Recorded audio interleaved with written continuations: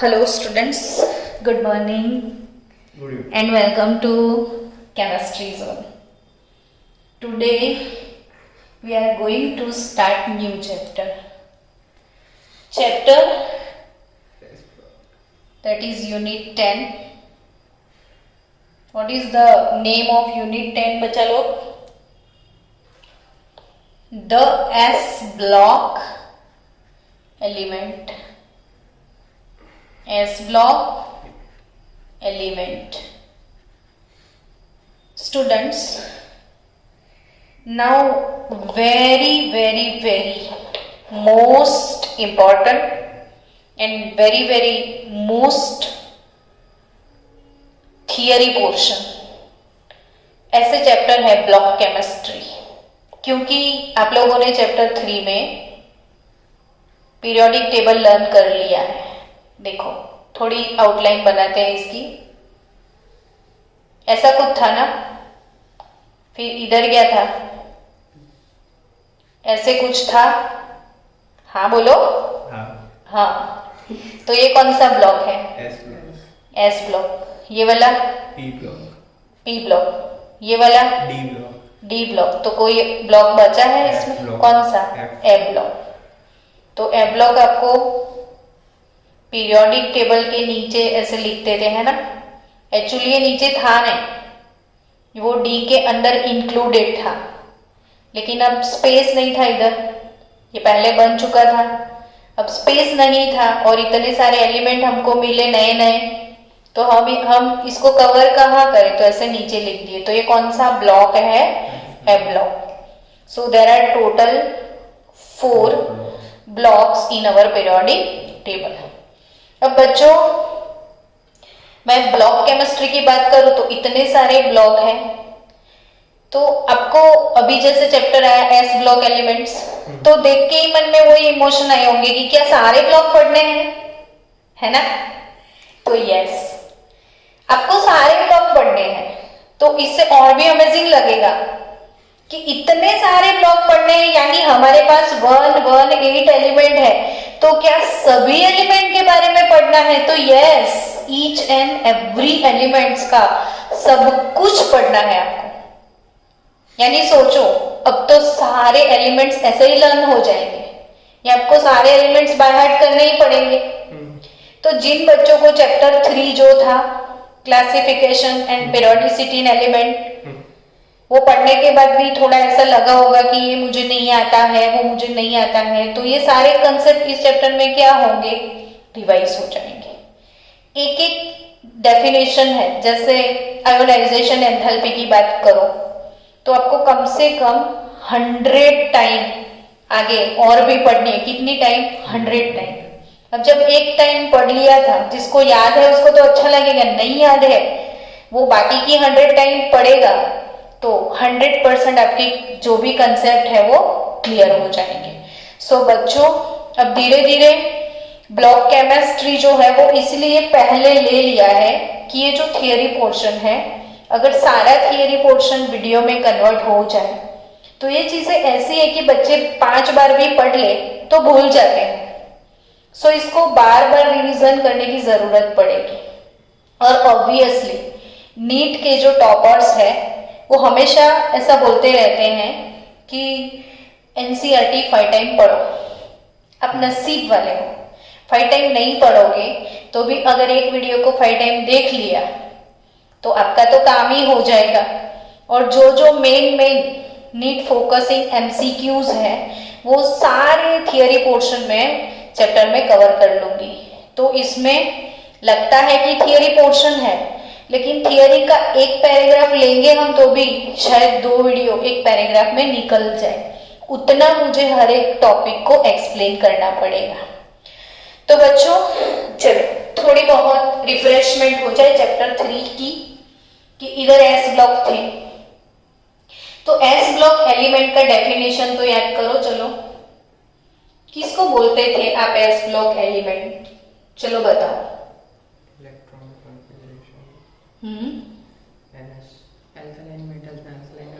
नहीं, डेफिनेशन क्या था एस ब्लॉक का? The elements which end in s orbitals. तो जिसका लास्ट इलेक्ट्रॉन अगर s ऑर्बिटल में एंटर होता है, क्या डेफिनेशन थी?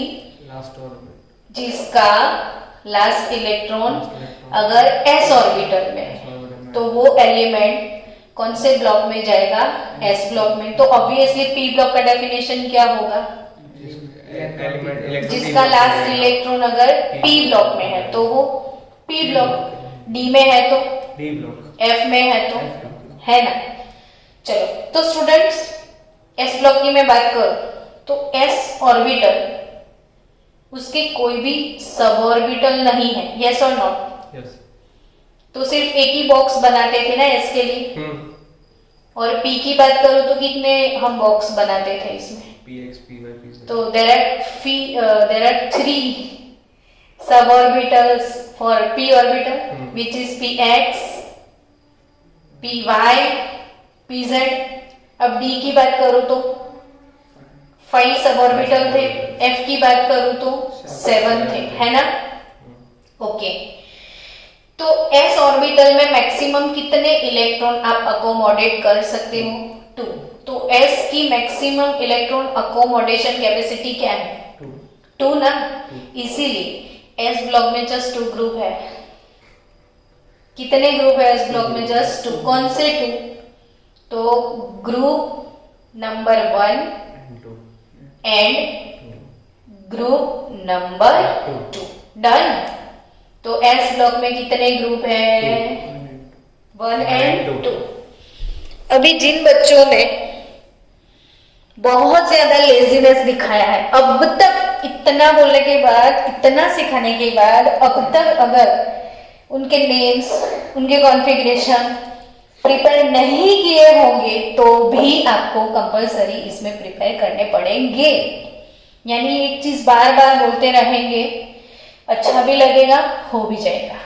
चलो, एस ब्लॉक का definition clear. Now S block में सिर्फ 2 ग्रुप होते हैं, ग्रुप नंबर 1, ग्रुप नंबर 2। अब 1 को क्या बोलते हैं, 2 को क्या बोलते हैं, वही पूरा चैप्टर कवर करना है। चलो, पी ब्लॉक की मैक्सिमम इलेक्ट्रॉन अकोमोडेशन कैपेसिटी क्या होती है? तो बोले 1 2 3 4 5 6। तो कितने इलेक्ट्रॉन उसमें अकोमोडेट हो? 6। यानी इसमें 13 14 15 16 17 और 18, 1 2 3 4 5 6। तो पी ब्लॉक में कितने ग्रुप होते हैं? 6। अब कौन से, वो नींद में भी पता होना चाहिए, 13 to 18, 1 and 2, 13 to 18, तो बचे 3 to 12, 3 to 12, यानी पूरे 10 ग्रुप है इसमें। तो क्यों इसमें 10 है? तो डी की कैपेसिटी 5 सब ऑर्बिटल है ना, तो 5 सब ऑर्बिटल में मैक्सिमम कितने इलेक्ट्रॉन आ सकते हैं? 10। तो इसीलिए इसमें कितने ग्रुप है? 10। जबकि ए ब्लॉक, इसके ग्रुप नहीं है, सीरीज थी 2, याद आया? Actinide series, lanthanide series. और एक एक सीरीज में कितने एलिमेंट थे? तो नींद में भी पता चले कि 14। अब क्यों 14? तो जिसका लास्ट इलेक्ट्रॉन एफ में एंटर होता है वो ए ब्लॉक, तो एफ की कैपेसिटी 14 तो है। एफ में 14 से ज्यादा इलेक्ट्रॉन नहीं आ सकती, तो ये सीरीज में 14 से ज्यादा नहीं आ सकते। तो इसके 14, इसके भी 14। ओके, अब बच्चों एस ब्लॉक और पी ब्लॉक एलिमेंट, उनको क्या बोलते हैं? एस और P block elements are known as what? हाँ, S and P block representative elements.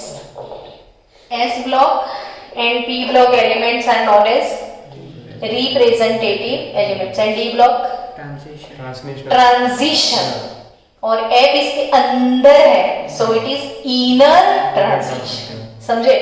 इसके अंदर है इसलिए inner transition।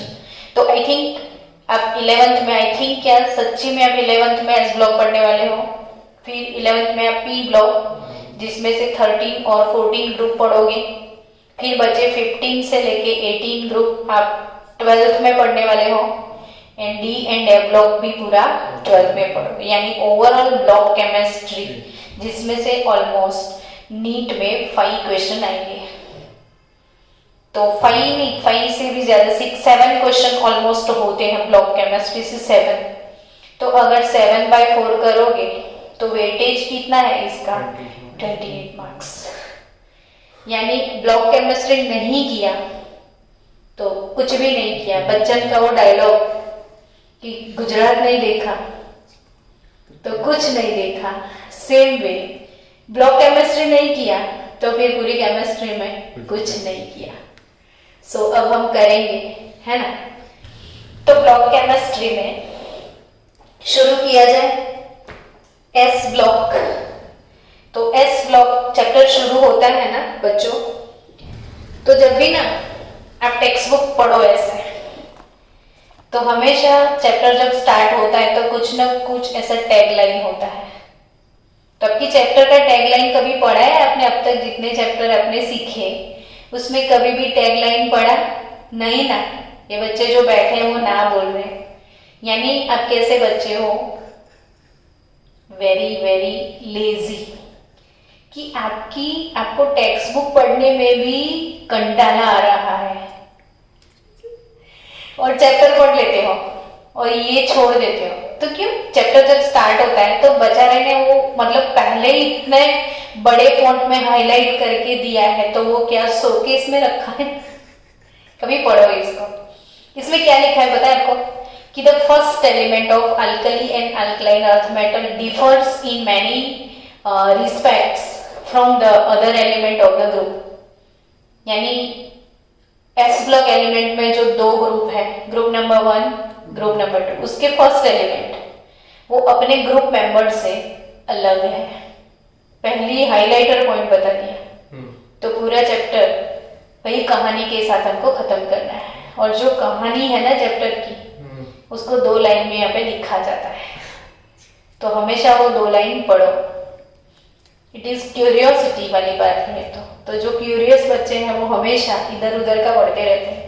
आपको नहीं पता होगा लेकिन मेरी एक हैबिट है, जब भी मैं न्यूज़पेपर पढ़ती हूँ ना तो उसके टाइटल से शुरू करती हूँ ना तो एंड तक पढ़ने की मुझे आदत है। इसमें फिर किसी का वो बेसना है या दुखद अवसान नॉन कुछ भी है, मैं सब पढ़ती हूँ और मुझे खुद अंदर से हंसी आती है कि इसको क्यों पढ़ना है, पर अब पढ़ रही हूँ तो क्यों छोड़ दूं मैं इसको।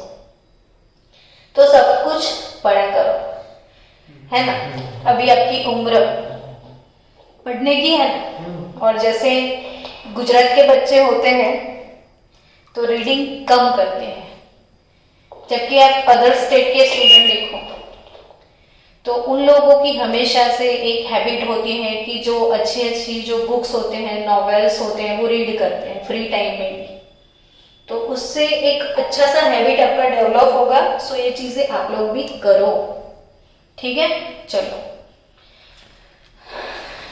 अब स्टार्ट किया जाए एस ब्लॉक एलिमेंट।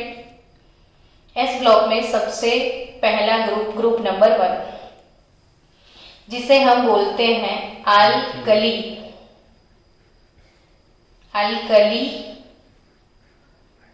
मेटल्स। लिखते ही समझ में आ गया कि ये तो सारी मेटल्स हैं। रिलैक्स, इसमें कोई नॉन मेटल नहीं है, यानी जितने भी है वो कौन है, सब मेटल एलिमेंट्स। तो दूसरा वर्ड अल्कली क्या होता है वो बताओ। चलो, कहीं ना कहीं कभी ना कभी मैंने सिखाया होगा कि अल्कली वर्ड का मतलब क्या है। वाटर में डिजॉल्व। हाँ, वाटर में डिजॉल्व होते हैं। नहीं, अच्छा, फर्स्ट ग्रुप के मेंबर याद है? सोडियम फर्स्ट ग्रुप में आता है, पोटेशियम आता है फर्स्ट ग्रुप में। इसका कोई कंपाउंड ऐसा है जो वेल नोन है और आपको ध्यान है कि हाँ इसका ये कंपाउंड है? तो NaOH हमेशा से KOH आपने बहुत बार लिखा होगा। ये दोनों क्या है पता है? स्ट्रॉन्ग बेस है, स्ट्रॉन्ग बेस। बच्चों, कभी आप जब अकेले बैठे हो तब आपका नॉलेज चेक करना कि मुझे 5 स्ट्रॉन्ग एसिड के नाम लिखने हैं और 5 स्ट्रॉन्ग बेस के नाम लिखने हैं, तो आप लिख पाते हो या नहीं? जीके का क्वेश्चन है। तो ये सारे क्या है? Strong base. और जो स्ट्रॉन्ग बेस होते हैं ना उसे अल्कली बोलते हैं। तो अल्कली मीन्स क्या? स्ट्रॉन्ग बेस यानी बेसिक इन नेचर। तो ये जितने भी मेटल्स हैं उनके ऑक्साइड और हाइड्रोक्साइड स्ट्रॉन्ग बेस है, इसीलिए इनको कैसी मेटल बोला जाता है? Alkali metal. अब दूसरी भी एक स्टोरी है इसके पीछे। अपने जो अरेबियन कंट्रीज है ना, तो अल कायदा है ना, अल जजीरा, ऐसा वर्ड सुना है? वैसे जो छोटे छोटे प्लांट नहीं होते हैं उसे जो श्रब्स हम बोलते हैं, छोटे छोटे प्लांट। बड़े प्लांट होते हैं तो हम ट्री बोलते हैं, लेकिन छोटे प्लांट को क्या बोलते हैं? श्रब्स। तो वो श्रब्स को आप जलाओ तो उसका ऐश मिलेगा, उसकी ऐश में से इनके सॉल्ट मिले थे। ये एलिमेंट नेचर में कहाँ से मिले थे? कहीं से तो सोडियम पोटेशियम मिला होगा ना, जो साइंटिस्ट ने, अब हम बोलते हैं कि 118 एलिमेंट है हमारे पास, तो वो कहाँ से है? नेचर से। तो कोई पानी से मिला, कोई एटमॉस्फेयर गैसेस से मिला, कोई अर्थ क्रस्ट में से मिला, कोई प्लांट में से मिला। तो ये कैसे मिले थे? तो जो श्रब्स के जो ऐश होते हैं और वो ऐश के अंदर ये सॉल्ट प्रेजेंट थे इसके। अब जो ऐश थी ना, वो अरेबियन कंट्रीज वाले लोग उसे अल्कोली बोलते थे। अल्कोली, ऐश को क्या बोलते हैं? अल्कोली। और अल्कोली जब इंडिया में आया और वो भी हमारे गुजरात में आ गया, तो हम अल्कोली से किस में चले गए? अल्कली में। तो ये वर्ड एक्चुअली अल्कोली, QUALI, हमने क्या कर दिया? अल्कली। तो ये दो स्टोरी है। अब ये दो स्टोरी भी नीट का MCQ बन सकती है, होगी भी कहीं पे कि श्रब्स जो है उसकी ऐश में से कौन से सॉल्ट मिले थे? तो sodium carbonate, potassium carbonate. Done? Okay, चलो अल्कली मेटल्स। अब आगे बढ़ते हैं। चीजों को एंजॉय करना, कितना टॉपिक खत्म हुआ उस पर फोकस मत करना, आपको कितना आता है वो देखो, ठीक है? चलो, अब अल्कली मेटल्स जैसे ही बोलो, कोई भी बोले तो मन में इमोशन जागे कि वो स्टोरी, हमको वो पोएम याद आ जाए कि लीना की रब से फरियाद। जिन बच्चों ने अब तक फरियाद नहीं करी उनसे मेरी फरियाद है कि प्लीज अब पढ़ लेना, प्लीज। लीना की रब से फरियाद। तो इसमें कौन कौन से एलिमेंट है? ली मीन्स क्या? Lithium. Lithium, Li means lithium, Na means sodium, K means potassium, Rb means rubidium, फिर ये सीजियम,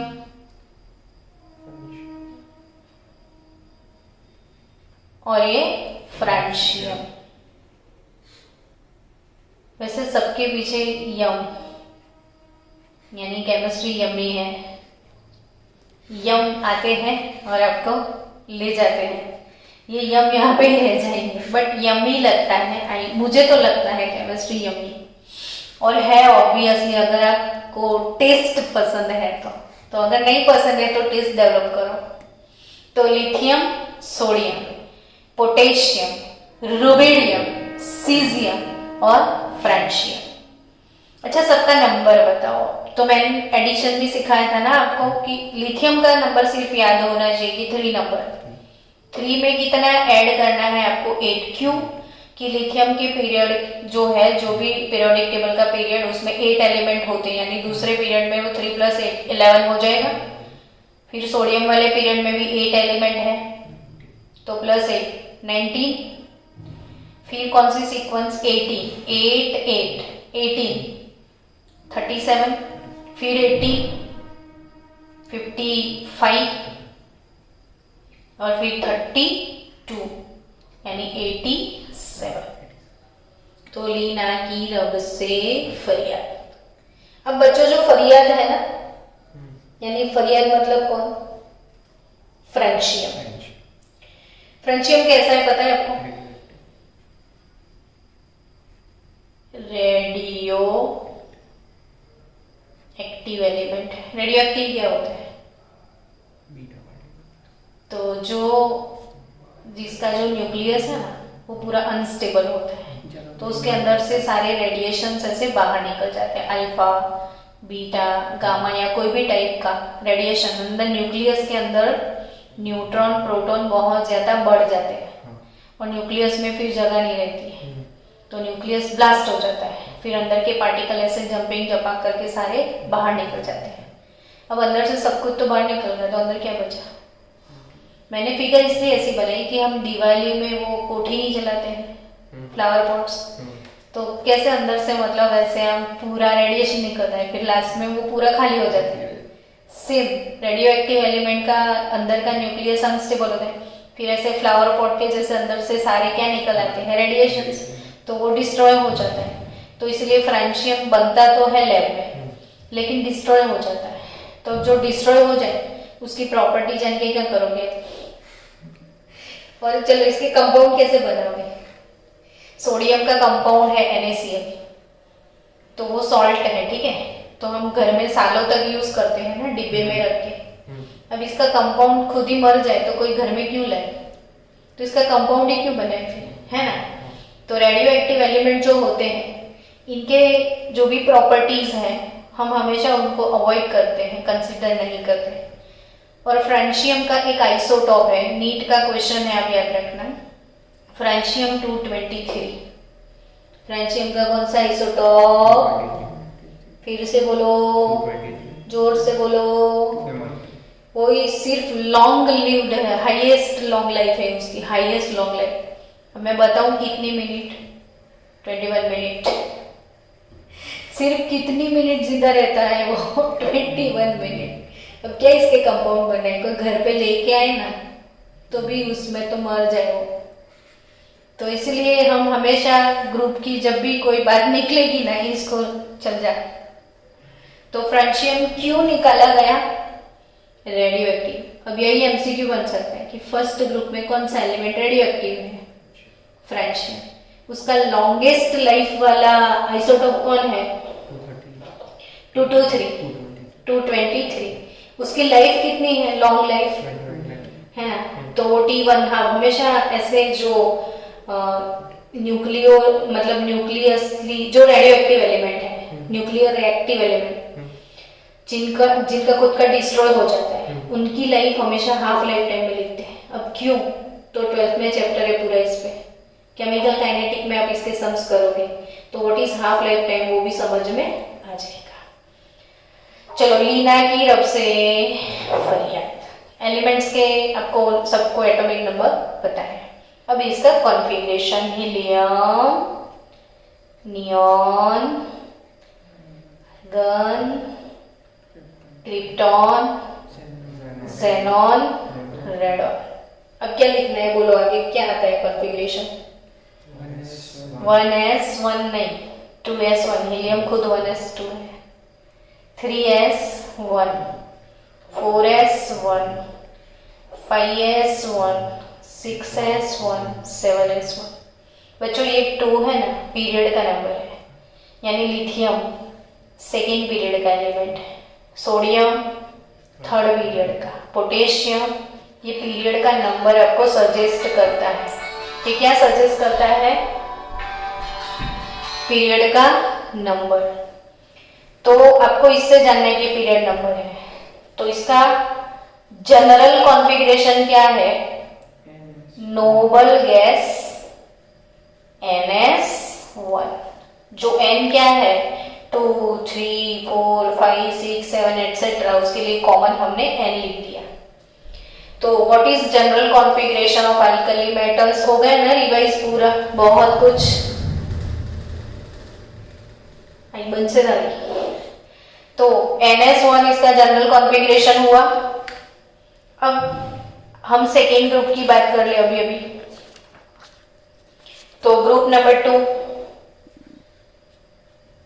अल्कलाइन, अर्थ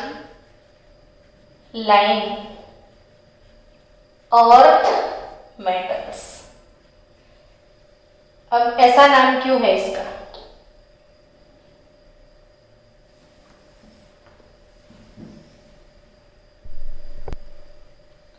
Okay, students, now group number 2, alkaline earth metals. Alkaline, again पाछो alkaline वो क्यों आया? तो alkaline मीन्स फिर से उसके कंपाउंड बेसिक है, जो बेसिक है वो alkali alkaline. अर्थ वर्ड तो सुना सुना सा लगता है ना, जिसपे हम रहते हैं. तो ये ऐसा क्यों नाम दिया होगा अर्थ मेटल्स? अर्थ माथी निकळ्या हसे. ओके, तो वो जो अर्थ क्रस्ट है ना, तो अर्थ क्रस्ट यानी वो जो जमीन है, मिट्टी है, सॉइल है, इसमें से सारे मिले थे, तो इसलिए इनका नाम क्या है? Alkaline earth metals. अब अल्कलाइन अर्थ मेटल्स, तो उसकी पोएम याद है ना, बे, एमजी, का, सर, बारा. बेएमजी का सर, बेएमजी का सर, बेएमजी का सर. अब तो कोई मिलन हो गए. बेएमजी का सर, बारा. बेरिलियम, मैग्नीशियम, बेरिलियम, मैग्नीशियम, ये क्या है? कैल्शियम. स्ट्रोंशियम, इसका नाम याद नहीं रहा तो लिख देते, चलो स्ट्रोंशियम. फिर ये बा, बा मीन्स बेरियम. रा मीन्स रेडियम, ये रेडियम है, अगेन रेडियो एक्टिव. तो बेरिलियम, मैग्नीशियम, कैल्शियम, तीनों के नाम सबको जनरली पता ही होते हैं. स्ट्रोंशियम और बेरियम, ये बेरिलियम, ये बेरियम. अब ग्रुप नंबर 2, तो इसका नंबर 4 होता है. तो 4 + 8 12, 12 + 8 20, 20 + 18 38, 38 + 18 56 और 32 88. अब जनरल कॉन्फ़िगरेशन, तो अगेन पहले जैसा helium, neon, argon, krypton, xenon, radon. फिर से 2s2, क्योंकि ये सेकेंड ग्रुप है तो 2 इलेक्ट्रॉन, ये ग्रुप सजेस्ट करता है, ये पीरियड सजेस्ट करता है. 3s2, 4s2, 5s2, 6s2, 7s2. यानी बच्चों, आपको अगेन भूल गए हो कि common configuration of group number 1 and group number 2 या फिर एस ब्लॉक. अब तो पक्के से क्लस्टर हो गए. एस ब्लॉक में सिर्फ 2 ग्रुप होते हैं, 1 और 2. 1 यानी अल्कली मेटल्स, 2 यानी अल्कलाइन अर्थ मेटल्स, और इनका जनरल कॉन्फ़िगरेशन. तो जनरल कॉन्फ़िगरेशन क्या होगा? नोबल गैस NS12, कभी 1 कभी 2. तो ये जनरल कॉन्फ़िगरेशन भी नीट का क्वेश्चन बनता है, लेकिन एस का नहीं पूछेंगे, सस्ता है. डी एंड एफ का ज्यादा पूछते हैं, तो ये नीट में आएंगे. तो ये आपको प्रिपेयर करना है, जो कि मैंने 3rd चैप्टर में भी सिखाया था, पर ये पता ही होना चाहिए सबको. तो हमें क्या क्या चीजें परफेक्ट पता होनी चाहिए, इनमें से एक चीज ये है कि ये परफेक्ट आना चाहिए आपको. ठीक है, चलो. अब एस ब्लॉक में ये रेडियो एक्टिव है ना, अल्कलाइन अर्थ मेटल में. अब ग्रुप का टाइटल क्या था कि ग्रुप नंबर 1, इसमें first element lithium. Group number 2, इसका फर्स्ट एलिमेंट बेरिलियम. तो लिथियम के जितने भी केमिकल प्रॉपर्टीज है वो अपने ग्रुप से मैच नहीं करते हैं. सेम वे पूरे ग्रुप में कौन मैच नहीं करता है? बेरिलियम. यानी जितनी भी प्रॉपर्टीज है सबकी सेम है, कौन अलग है? बेरिलियम. हम गुजराती में ऐसे बोलते हैं, वो वायडो छे. तो पूरे अपने ग्रुप में वायडा कौन है? फर्स्ट ग्रुप में वायडा लिथियम, और सेकेंड ग्रुप का वायडा कौन? बेरिलियम. और क्यों वायडे हैं? तो कुछ भी पूछोगे तो बोल देंगे मैं नन्ना सा, छोटा सा, मुन्ना सा बच्चा हूं. क्यों? तो लिथियम. कोई भी ग्रुप में से टॉप टू बॉटम जाओगे ना, तो साइज में क्या इंक्रीज भी होगा. तो ये छोटा सा नन्ना सा बच्चा है ना. और फर्स्ट ग्रुप में भी छोटा सा बच्चा कौन? अब कुछ भी बोलोगे तो क्या बोलेगा, मैं तो नन्हा सा मुन्ना सा छोटा सा बच्चा हूँ। तो ये जो दो छोटे छोटे बच्चे हैं अपने, ये तो वैसे बेबी, इसका स्पेलिंग ही ऐसा है, बेबी जैसा लग रहा है। इसी बा मोटी होए ने घर में, ये बा ने छोटू होए ने ये बेबी। तो ये बेबी एलिमेंट है, यानी सारे अपने प्रॉपर्टी गुण के अलग है ग्रुप में, वही अपनी बुक की टैग लाइन है।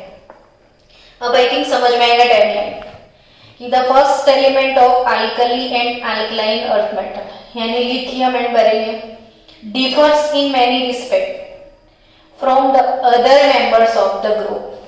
बाकी सब मेंबर से पूरे ग्रुप में अलग कौन है, लिथियम एंड बेरिलियम। चलो अब आपकी टेक्स्ट बुक की जो इंट्रोडक्शन वाला टॉपिक था वही आज हमने पूरे लेक्चर में कवर किया। कौन सा टॉपिक, इंट्रोडक्शन। इंट्रोडक्शन में जो जो चीजें मेन याद रखने वाली थी मैंने बताई। और भी चीजें हैं जो मैं बोल रही हूँ कि बेरिलियम इज रेयर मेटल। अब रेयर का मतलब क्या होता है, तो जिसका प्रपोर्शन बहुत कम होता है।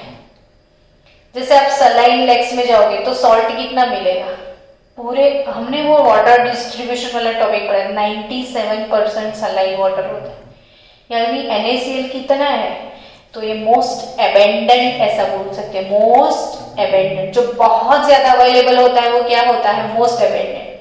जैसे आपको पता है बच्चों, ये अर्थ क्रस्ट पे जो सॉइल होता है तो सबसे ज्यादा आपको आजू बाजू क्या दिखेगा, सॉइल। पानी से भी ज्यादा क्या दिखेगा, सॉइल। तो सॉइल का फॉर्मूला क्या, SiO2, सिलिका ना। सॉइल मतलब क्या, सिलिका।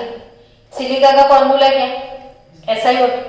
तो इसमें कौन है ज्यादा, सिलिकॉन और ऑक्सीजन, लेकिन सिलिकॉन एक ऑक्सीजन दो, यानी most abundant element of the earth, सबसे ज्यादा available on the earth, first number का एलिमेंट ऑक्सीजन।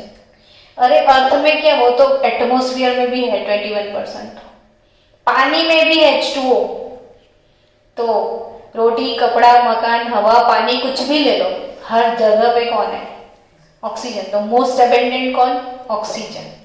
लेकिन ये बेरिलियम जो है ना बहुत कम अवेलेबल है, इसलिए उसको क्या बोला जाता है, रेयर एलिमेंट। क्या है, beryllium and radium is the rarest. वो आपकी इंग्लिश का कौन सा फॉर्म है, ये सुपरलेटिव फॉर्म। ये रेयर है, ये रेयरेस्ट है, यानी कम में भी बहुत ज्यादा कम, तो बहुत जल्दी अवेलेबल। ये रॉक्स जो होते हैं ना, इग्निशियस रॉक समझते हो ना आप, इग्निशियस रॉक पढ़ा है SS में कभी, तो उसमें से ये मिलते हैं रेडियम। तो beryllium is rare, radium is the rarest of all, comprising only 10⁻10% of igneous rocks. ऐसा उसका प्रपोर्शन कितना दिया है, रेडियम का 10⁻10% प्रपोर्शन। 10 कितना, -10, यानी 0.0000090, फिर 1 0.01 हो तो भी लगे, बस इतना ही, पर ये तो 90 फिर 1, इतना परसेंटेज प्रपोर्शन इग्निशियस रॉक्स में रेडियम का होता है, यानी वो रेयरेस्ट एलिमेंट है। क्योंकि ये क्वेश्चन बनेगा इसलिए हमने इसको हाईलाइट कर दिया। Beryllium rare, it is rarest. कितना अमाउंट, 10⁻10% की कौन सी जगह पे अवेलेबल है, तो इग्निशियस रॉक्स में है अवेलेबल। ठीक है, चलो अब कुछ बातें हैं। नोबल गैस, इसका इंट्रोडक्शन खत्म हो गया, तो नेक्स्ट टॉपिक इसका वेरी इंपॉर्टेंट टॉपिक है जो कि फ्लेम टेस्ट, यानी physical properties of alkali metals. तो नेक्स्ट लेक्चर में हम लोग फिजिकल प्रॉपर्टी और फ्लेम टेस्ट का मैं आपको एक एक्सपेरिमेंट सिखाऊंगी। फिर ये वाले चैप्टर में जितने भी केमिकल प्रॉपर्टीज है हम फील कर सकते हैं। कैसे, तो जैसे सोडियम का वाटर के साथ रिएक्शन है, तो मैंने वीडियो भेजा था ग्रुप में आपको, तो ऐसे ही उनके सारे रिएक्शन, सारे प्रॉपर्टीज के लिए यूट्यूब पर एक एक वीडियो अवेलेबल है। तो मैं ना भी सिखाऊं ना, तो आप कितनी आसानी से वो वीडियो लाइव आपको देखने के लिए मिलेगा कि ये सोडियम मेटल है तो वो कैसा दिखता है, जैसे गोल्ड तो आपने देखा है, क्योंकि सबके कान में होता है, हाथ में होता है, ऑर्नामेंट्स हम पहनते हैं, तो गोल्ड हमने देखा है। हमारी जो भी घर में ग्रिल्स होते हैं वो आयरन के होते हैं, तो वो हमने देखे, लेकिन क्या ये मेटल कभी देखे आपने? कैल्शियम नाम सुना है, लेकिन देखा है मेटल? बेरिलियम कभी देखा है? मैग्नीशियम नहीं देखा है। तो उनको देखना है तो सारी मेटल्स की वीडियोस आपको यूट्यूब पे अवेलेबल, तो ऐसा क्यूरियोसिटी वाला काम करो कि कैल्शियम कैसा दिखता है, सोडियम पानी के साथ कैसे रिएक्ट करता है, और देन जब भी आप वीडियो देख लिया ना तो अमेजिंग लगेगा, केमिस्ट्री मैजिक लगेगा कि रियली इट इज मैजिक, मतलब इज इट मैजिक या और कुछ है, ऐसा ही लगेगा आपको। तो मैं वो जितने भी वीडियोस मेरे पास अवेलेबल है, जब भी हम डालते रहेंगे तो आप देखना उसको, जरूरी कंपलसरी देख लेना, वरना देखोगे नहीं तो फिर तो समझोगे कैसे? तो देखेगा इंडिया तभी तो समझेगा इंडिया, और समझेगा इंडिया तभी तो पढ़ेगा इंडिया, और पढ़ेगा तो बढ़ेगा। ओके, तो मिलते हैं नेक्स्ट लेक्चर में फिजिकल प्रॉपर्टीज के साथ।